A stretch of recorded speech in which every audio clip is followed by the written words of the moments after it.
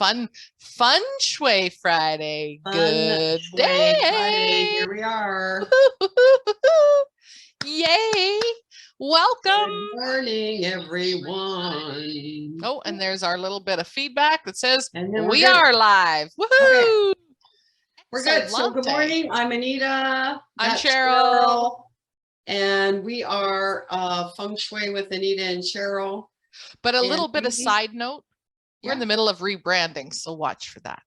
Yeah, we're in the middle of rebranding. That's right. So you might see Feng Shui with Anita and Cheryl, and you might see all in alignment. Yeah. Feng Shui with Anita and Cheryl. So, you know, there's going to be a little overlap time, not to create confusion for anybody, but our coach, our amazing business coach, has got us working on a rebrand. Yeah, and wow, I mean, she's phenomenal. Really. She is so. She really is. So one of the reasons we are rebranding is coming up in a couple of weeks. So before we get started, why don't we tell people what we're going to be doing? Okay. So in a couple of weeks, there is a very cool summit that Anita and I are going to be speaking on called Clarity, Consciousness, Community, and Connection. The 3 C's. Yeah. We've been referring to it as 3 C's, and you can tell I haven't practiced the actual title. Clarity, Consciousness, Connection. And here's the cool part. Summit, and it's free. And it's free. Yeah. And it runs for 2 days. And there's some, I was actually looking at the speaker list. Yeah. Like over 45 speakers. And it's kind of an interview dialogue format. So you can sign up and just watch whatever speaker you want to watch. So we're expecting you to be signing up and watching us. Oh, of course. Of course we are. You know, yeah, and you know, I was looking at the roster and just reading some of the other speakers, and there's some amazing speakers. So we're doing that, and we're doing a live event, the Women's Wellness Retreat in Sylvan Lake, and that is September 24th. And then the following day, September 25th, I am starting the Essential Feng Shui certification intensive week training running from September 25th to October 1st. So we're going to pop links for all of that stuff in there. Absolutely. So if you need to get some more Feng Shui on, yes, it's coming your way. And you know, it's all, everything is energy. We say that all the time, and yet we don't, excuse me, we don't sometimes realize the impact of that. And I'm going to give you an example. My neighbor just sent me a little gift. I've wanted tuning forks for a while. So she sent me a set of tuning forks. Nice. This is a rose quartz one on the end. And I've been, of course, playing with it. It's sitting here at my desk. So every time I want to bring myself down, the one little card I read that came with it is, after you hit the drum, meditate on the sound. So for me, the key was not holding the fork itself, just holding the handle. But that sound continues and continues and continues. And even when you think, I can't feel it anymore, I can still hear it. And if I quiet, I can still hear it. Yeah, and that sound is just going out. Exactly. So going back to everything is energy, we are connected. We are all connected, as we are to our surroundings. And that's what we're going to be talking about. 100%. And good morning, Kathy. Good morning, and, Kathy. I actually read something this morning and I thought it was perfect. Of course. Happiness comes from within, and your environment is a reflection of that. So ponder that for the day. Happiness, and you could put any word in there. I think that's a Facebook post we need to do. Peace comes from within, and your environment is a reflection of that. Right? Yeah. Love. So you could put any word in there. Love comes from within. Chaos. And confusion. You know, your environment is a reflection of that. And, you know, that reminds me too.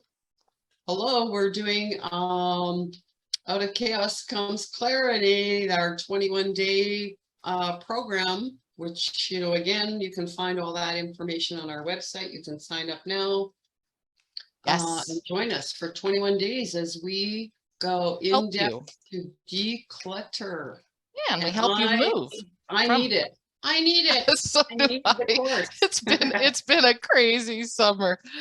Crazy summer. Lots of learning, lots of awakening, lots of awarenesses on my part. Thank goodness we surround ourselves with amazing people that one word from someone else, sometimes you can go, oh, that makes so much sense. It's like when you're in the middle of the sandbox and you're playing, you don't necessarily see the ocean creeping up on you until someone says, the tide's rising. Cool. So being that this is Feng Shui Friday with Anita and Cheryl, why are we wearing these glasses, young lady? Well, because we want to create an awareness and help you to see energetically, you know, what that environment is reflecting back to you. Right? Is it reflecting back peace, joy, happiness, prosperity, abundance? Or is it reflecting back chaos, confusion? Exactly. You know, what is it reflecting back to you? Is it reflecting something healthy or unhealthy? And yes, use the beautiful personal paradise card deck by our teacher mentor, Tara Catherine Collins. And good morning, Matthew. Good morning, Connie. Good morning. Good morning. Thanks you all for joining us. Join us. So I already had 2 cards out, come flying out, like very quickly. Oh, okay. Yeah. And the first one that came out is the double 2, 22. Ooh. Comfort and safety. Aha. Which is interesting because based on what we were just talking about. And the second one that came out, well, 22 leads to 29. Sanctuary. So as we're creating that comfort and safety around us, we're also creating our sanctuary. Sanctuary. So I think this is going to be fun to delve into. As Feng Shui practitioners, Anita, one of the first things that you teach and will be teaching at the end of September when you start with the certification program, the 3 pillars that we work with are comfort. Yeah. So the whole safety, reason of practicing Feng Shui is to create that sanctuary, that environment that feels safe, that feels comfortable, that is aesthetically pleasing, because that then resonates with our bioenergetic field, our energy field. And tunes us. To tune us in, exactly, to create that balance and harmony, to go Oh, Matthew says he got the same message in the daily today. Oh, interesting. And for those that don't know, Matthew is an incredibly talented tarot card reader and has been for decades. Isn't that weird to say? Matthew, can you say you've been doing that for decades? And how does that feel? So again, everything is energy and connected, and quite often, you know, we see these things as synchronicities, but it's really, as our friend Lee Carroll says, these are potentialities. They're potentials in the quantum field of energy And we all really, Cheryl, are just like that tuning fork. 100%. It's what you're tuned into. So when we create that safety and that comfort in our home, and that allows our own physical body's nervous system to relax, it's connected to the mental body, the emotional body, and the physical spiritual body, right? And so the physical body is really the one that gives the cue or the signal for all of those other ones to come into alignment. And then we become like the tuning fork, and our vibration or our frequency starts to go out and then touch and affect other light beings, you know, their physical, emotional, mental bodies, spiritual bodies, right? So how cool is that? Exactly. So one of the things that Anita and I have come across multiple times, actually, when we do consultations for people and businesses, is we get caught up in the design, in what's new, in the marketing of the furniture you should have, the placement of things, monochromatic, whatever's in style. And we forget, like, that's the aesthetically pleasing, but the comfort and the safety should actually come before. So that all three are in alignment. We have seen some very fascinating furniture. Yep. The one that always, you know, kind of juts out for me, I guess, juts out is probably a good word, is the glass top dining room table, you know, and we've all seen that with the curly iron, you know, swirly legs or whatever. And it may look, you know, at the first sight, it may look, oh, look at it's so beautiful, it's shiny, and you know, we're drawn to that reflective surface, and we're drawn to the metal element, you know, maybe it's gold or something.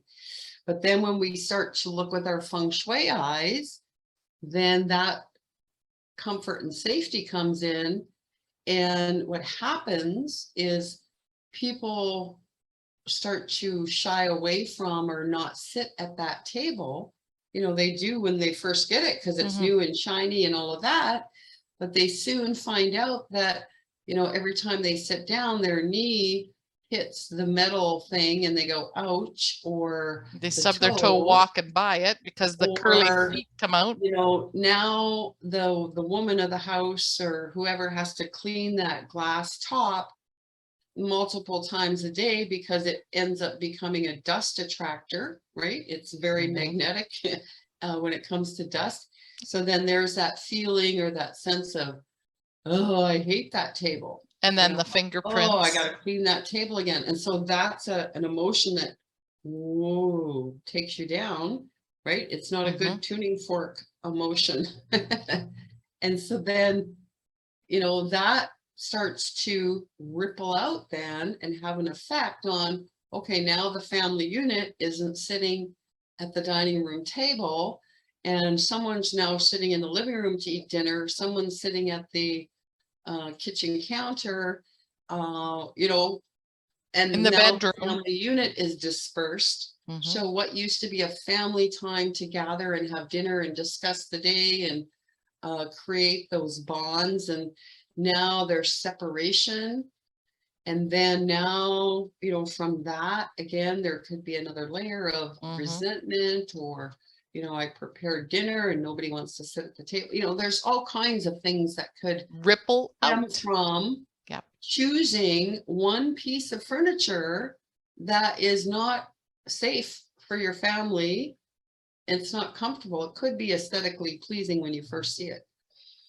So, I mean, that's just one example of what can happen with those physical items that we put in our home. And then, you know, we've also talked about all kinds of other things. You know, there's staircases that maybe are not safe. The placement of furniture. You know, again, somebody could be running into something, you know, there's just all kinds of things, putting something over your head, you know, so if instead of a picture, if I had a big, you know, heavy shelf with behind all my me, trophies and knickknacks on it, with, you know, my subconscious mind registers that as not being safe. So then, you know, it would take me out of my office. Yep. If I had that, right? So again, lots of things.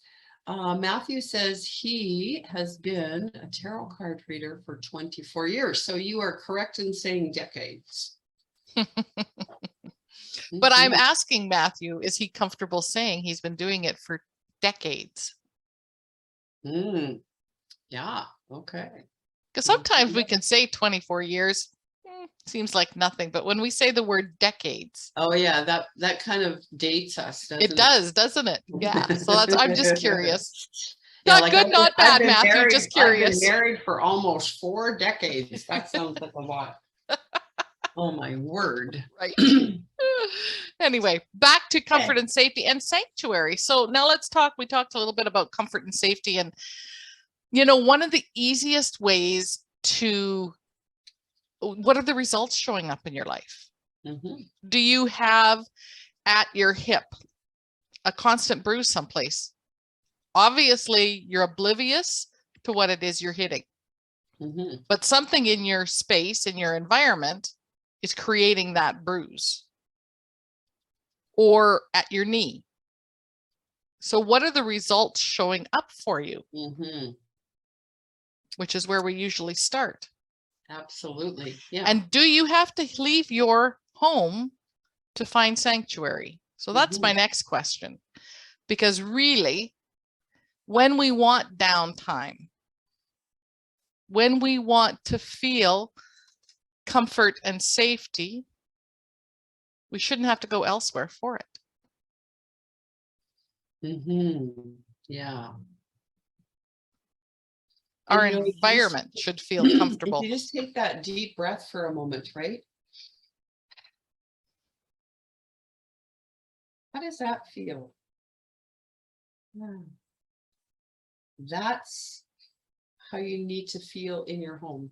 And I know, right, for me, right now, personally, I don't feel that in every room of my home right now, because it, like Cheryl said, you know, it's been a whirlwind summer.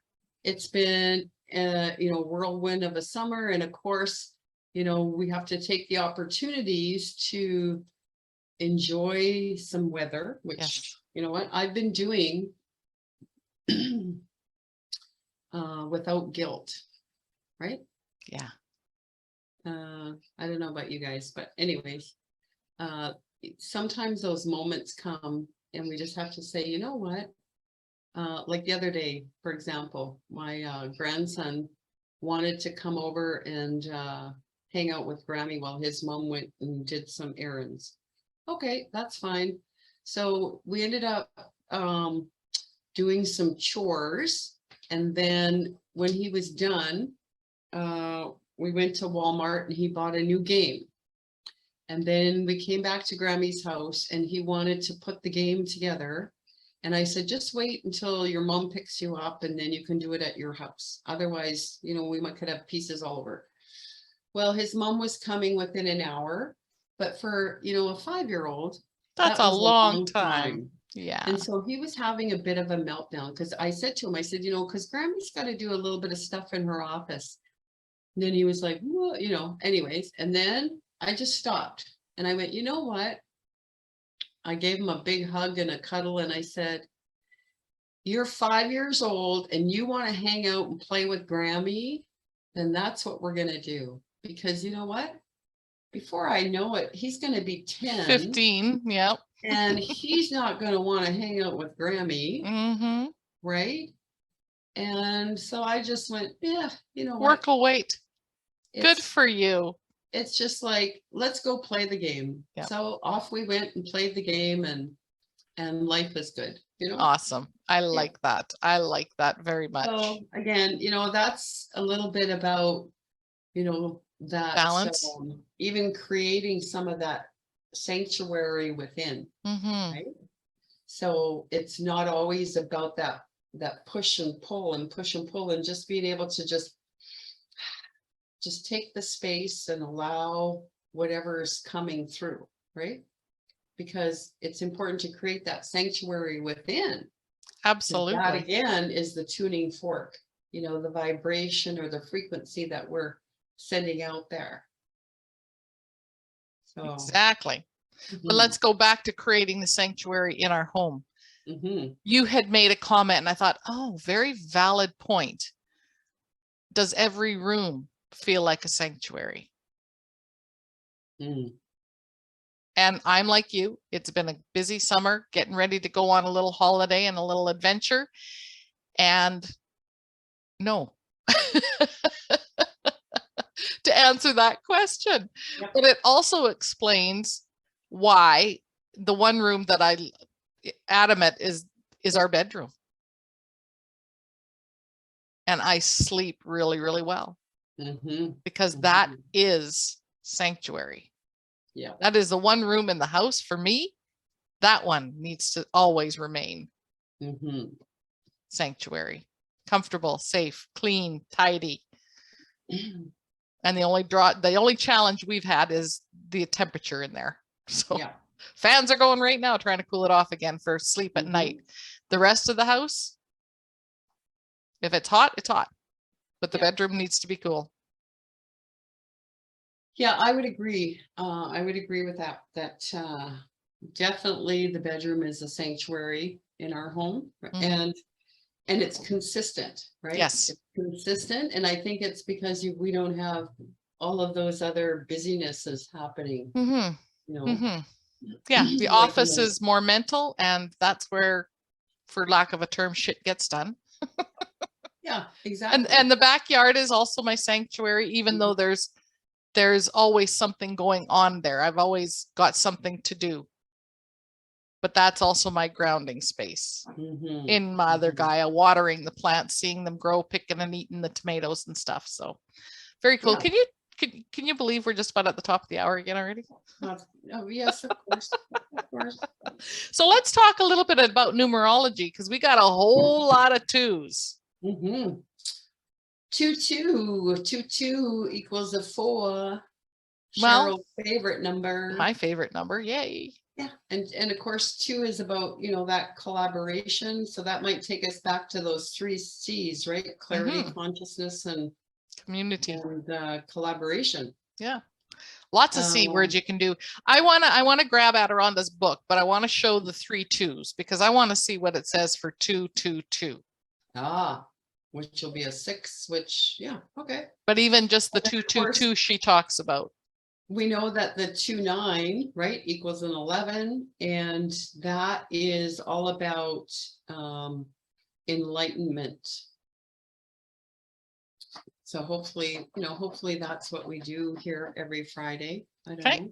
So let's talk about the 2 2 first. Okay. 2 2 also magnifies divine partnership, like Anita mentioned. The world, in your love relationships, with your friends, with your enemies, partnering with the project that you're working on. Now the 222, the 222, creates another energy completely. You've got the master builder in the 22, but you also have the master builder that is acknowledging the wondrous mechanisms of their foundation. 2 2 2 adds up to a 6, which points to material possessions and giving birth to new idea. It asks you to pay attention to material things. The 2 acknowledges your beliefs. The 2 2 2 takes the acknowledgement of your belief system, your energy, and your focus, and brings it into a place where you will encounter and teach. It brings in a frequency that invokes the divine partnership and the building aspects of all that the galaxy offers. This is why the 2 2 2 is so significant. Wow. Very cool. Yeah, that kind of sounds like that's for us. Right? And that's from the Double Digitology book, Marilyn Harper, Joy Roby. Yeah, because, you know, we are building and it's all around, you know, teaching people the energy behind their material possessions Exactly. and creating something different. 100%, 100%. So yay. Did we have any questions or comments from the chat that we needed to address? No questions, I don't think, but Kathy, who is very gifted, channel, intuitive, also says that the words coming in for her are comfort and joy. And nice. Matthew, maybe you could put a link in the comments to the daily so that we absolutely we can check out over there. Yeah, because every day Matthew does a daily tarot card reading with the energies for the day, for the collective, and it's always spot on. So cool. So before we wrap up, next Friday, believe it or not, is September. Oi. Yeah, but it's also the first Friday of the month. So that means we're going to do a couple oracle card readings, feng shui oracle card readings. We are, but you are going to be in a different location. This is going to look different. and we're hoping you'll have Wi-Fi. And if you don't, then it'll just be me, and I'll be calling on Matthew or Kathy to join me or something, and we'll just go with the flow. Right? Yeah, we'll take it as it is. It sounds like I should have Wi-Fi, but one never can tell. You never know. Yeah. And you, yes, going on a well-deserved holiday. Thank you. With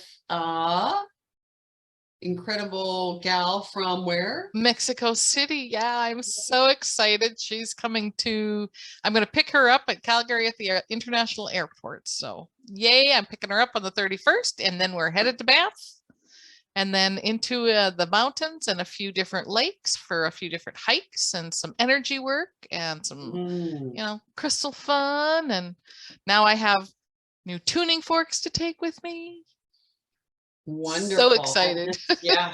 Ooh. And don't forget to take your drum too. That drum. Oh yeah, I have to take my drum, and I got the message to take my selenite swords. So the friend I was speaking with the other day, Emily Harrison, who was just on Healing Wednesday. Oh, it was such a good program. She takes everybody into their Akash. It was so cool. Went, oh, you're being a high priestess. I went, say what? She's like, why don't you step into that energy? Like, oh, that's what brought up the decades things for Matthew. It was like, okay, now I'm getting challenged. Okay, so you're going to go to the mountains, and it's going to be like this complete energy vortex transformation something, and you're going to come back in your priestess energy. We're going to find out. I love it. Yeah. I love it. Yeah. So should be fun, should be interesting. If nothing else, there will be lots of giggles.